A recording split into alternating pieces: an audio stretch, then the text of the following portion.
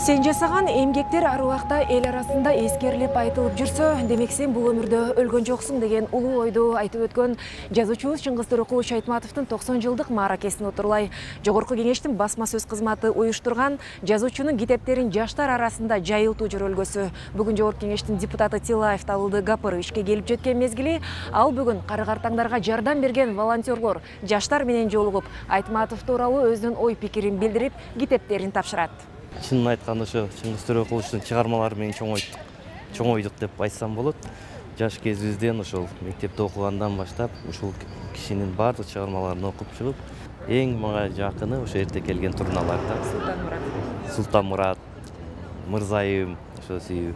Ал жерде эми сүйүүнүдан, анан мамлекетке болгон сүйүүнүдан, үй бүлөгө болгон сүйүүнү дагы жана сабырдуулукту ошол жап-жаш туруп ошол балдар ошо элди багып, элди багайын деп, үй бүлөнү багайын деп, жаштыгына карабай ошол достуктудан бекем туткан убагыттар болгон да. Андан сырткары ошол өзүнүн сүйүүнү дагы. Мен ойлойм, азыркы кезде ушул каармандардай адамдар жетишпей турат да. Бүгүнкү күндө, бүгүнкү коомго.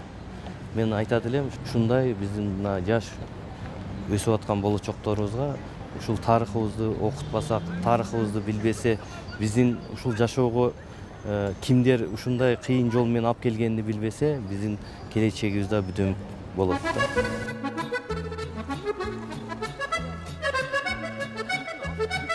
Сиздерге келгенибиздин эң негизги себеби сиздер ыктыярсыздар.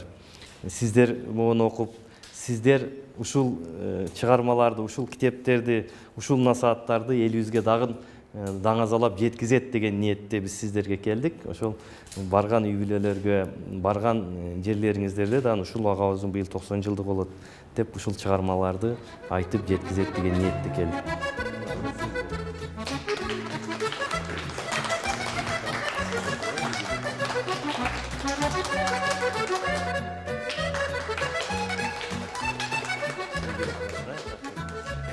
Эми ушул Айтматовдун китептерин жаштар арасында жайылтуу жөрөлгөсүн сиз кимге өткөрүп бересиз эстафетаны?